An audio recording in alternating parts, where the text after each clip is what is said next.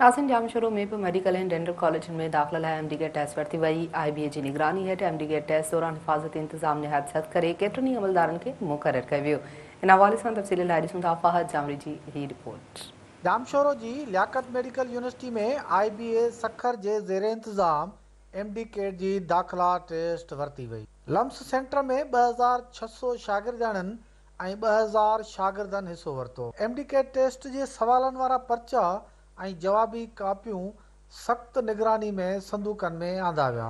Deputy commissioner Jamshoro Ghazanfar Ali Qadri, vice chancellor LUMS university doctor Ikramuddin Ujan, focal person LUMS centre doctor Shahzaman, मुख्तियारकार Kotri Majid Ali Khaskheli centre जो दौरो करे इंतज़ामनि जो जाइज़ो वरितो। त इम्तिहान जेको आहे स्मूथ तरीक़े सां थिए पियो ऐं सभिनी खां पहिरियों शागिर्दनि जी जेकी आहे सो असांखे सेटिस्फेक्शन जेकी मां खपे, जेकी मां शागिर्दनि खां पुछो बि सही त दे आहे मुतमिन आहिनि। हिकिड़ो उन खां पोइ नंबर 2 जेको आहे त उन्हनि खे सिक्योरिटी प्रॉपर जेको आहे रखी वई आहे त का बि एक्सटर्नल इंटरफेरेंस न हुजे। उन में जेके असांजो पंहिंजो पार्किंग एरिया आहे या पेरेंट्स जेके बीठा आहिनि उहे बि तक़रीबन किलोमीटर 1.5 किलोमीटर परे आहिनि। टोटल जेका कैंडिडेट्स आहिनि उहे 4600 आहिनि, जंहिंमें 2000 असांजा बॉइज़ आहिनि ऐं 2500 खां थोरो मथे या 2600 असांजो फीमेल्स आहिनि।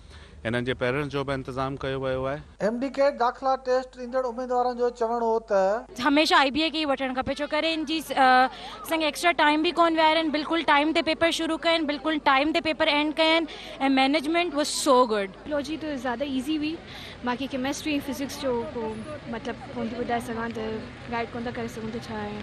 अच्छा, इंतज़ाम कीअं हुयो? इंतज़ाम सुठो हो, पर मूंखे जेको आहे सो पंहिंजी पर्सनल ओपिनियन सां ॾिसां त फर्स्ट टाइम इन एनवायरनमेंट में वेठी हुअसि त इन करे मूंखे थोरो माना कंफर्टेबल कोन लॻो। तयारी न हुई, दुका हणी आया आहियूं, सिधी ॻाल्हि आहे। हा, थी वेंदासीं पास दुकनि ते। लॻो ॾाढो मुश्किल आहे, पर एतिरो हुयो कोन, थी वियो।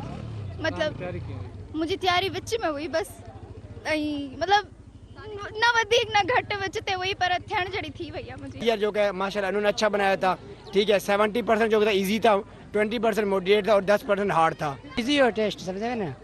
अच्छा, तयारी कीअं हुई तव्हांजी? तयारी तो सफ़ा कोन है, बस मिली MC हाँ थी वियो। लम्स में MD केट जे मौक़े ते जामशोरो पुलिस तरफ़ां DSP कोटड़ी शाहनवाज़ जोकियो जी अॻवानी में हिफ़ाज़ती इंतज़ाम पिणु सख़्त कया विया हुआ। कैमरा टीम सां गॾु फहद जामरी, सिंध TV न्यूज़, जामशोरो।